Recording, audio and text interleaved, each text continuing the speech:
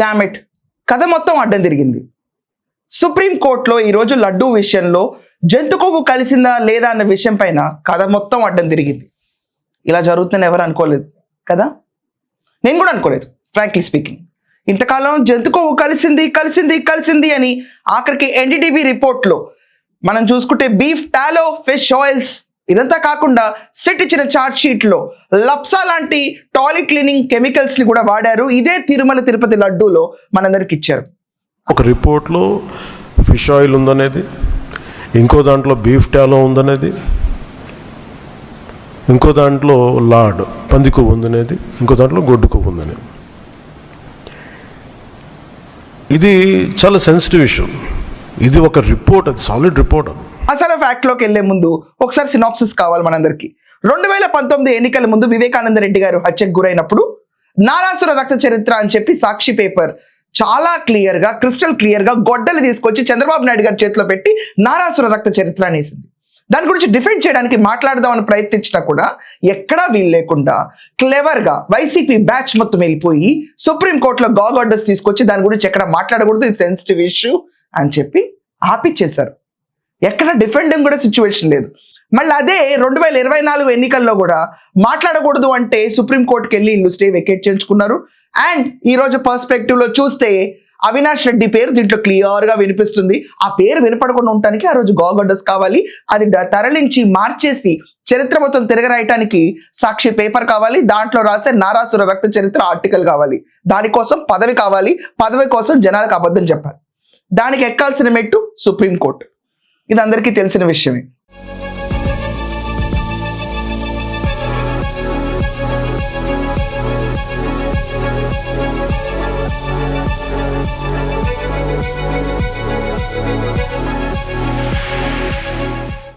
ఈరోజు కల్తీ లడ్డు, తిరుమల తిరుపతి దేవస్థానంలో కల్తీ లడ్డు. ఇది వైసీపీ ప్రభుత్వాన్ని ఒక రకంగా చూస్తే జగన్మోహన్ రెడ్డి గారు అవనండి, లేకపోతే ఆ శాఖలకు సంబంధించిన వ్యక్తులు టోటలీ వైసీపీ పార్టీని ఒక మూల కూర్చోబెట్టిన అంశం. నేను హిందువులని ప్రతిసారి తాపత్రయపడి ప్రూవ్ చేసుకోవాలన్న పరిస్థితికి జగన్మోహన్ రెడ్డి పడిపోయాడు.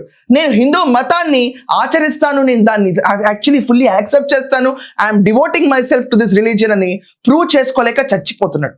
ఇప్పుడు ఆంధ్రప్రదేశ్లో మనం అబ్జర్వ్ చేస్తే తిరుమల తిరుపతి కల్తీ లడ్డు వ్యవహారం కేవలం 254 కోట్ల కుంభకోణం లాగే చూడలేదు. ఇది హిందుత్వ మతం పైన చేసిన ఒక అకృత్యమైన దాడి. జంతువుల కొవ్వు ఉందని, గొడ్డు మాంసం కొవ్వు ఉందని, పంది కొవ్వు ఉందని,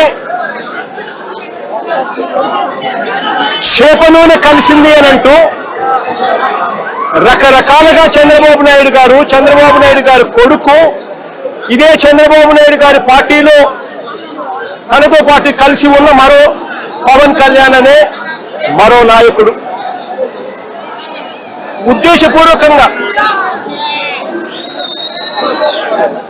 మన వెంకటేశ్వర స్వామి ప్రతిష్టను మనమే దెబ్బతీస్తున్నాము అని చెప్పి ఏమాత్రము కూడా కనీసము దేవుడంటే భయము లేకుండా, దేవుడంటే భక్తి లేకుండా రాజకీయాల కోసం దేవుడిని ఉపయోగించడం మొదలుపెట్టారు. సిట్ ఇచ్చిన చార్జ్ షీట్ లో ఏముందో దాని గురించి ఎక్స్ప్లెయిన్ చేస్తే దమ్ము సత్తా లేకుండా మూలగొచ్చిన వైసీపీ పార్టీ నుంచి ఒక వ్యక్తి శ్రీనివాస్ అనే అతను సుప్రీంకోర్టులో మళ్ళీ పిటిషన్ దాఖలు చేశాడు. ఏమిటంటే దీంట్లో జంతు కొవ్వు ఉందా లేదా అని మాట్లాడకూడదు, సిట్ వాళ్ళు ఇచ్చిన చార్జ్ షీట్ గురించి ఎక్కడా బయట డిస్కస్ చేయకూడదు, దీంట్లో సిబిఐ ఎక్కడ ఇంటర్ఫీర్ అవ్వట్లేదు, వాళ్ళు ఇచ్చినవన్నీ డైరెక్ట్ గా నివేదికలు అప్పర్ హ్యాండ్స్ కి ఇవ్వాలి తప్ప బయట ఎవరు దీని గురించి మాట్లాడకూడదు అని చెప్పి మళ్ళీ గాగ్ ఆర్డర్స్ కోసం ట్రై చేద్దామని సుప్రీంకోర్టుకి వెళ్ళాడు. సుప్రీంకోర్టు తలుపు తట్టిన వెంటనే ఈ పర్టికులర్ పిటిషన్ పైన పక్కకి పడేసి తిరస్కరించి ఎందుకు మాట్లాడకూడదు, ఇది నీకు బెనిఫిషరీగా ఉంటుంది తప్ప యాక్చువల్గా సొసైటీ మొత్తం అందరికీ తెలియాలి అని చెప్పి ఈ రోజు వాళ్ళకి కల్తీ లడ్డు దీంట్లో జంతుకో ఉందా లేదా, అసలు సిట్ వాళ్ళు ఇచ్చిన చార్జ్ షీట్లో ఏముందన్న విషయం పైన ఈ రోజు చుక్కెదురైంది వీళ్ళందరికీ సుప్రీంకోర్టులో.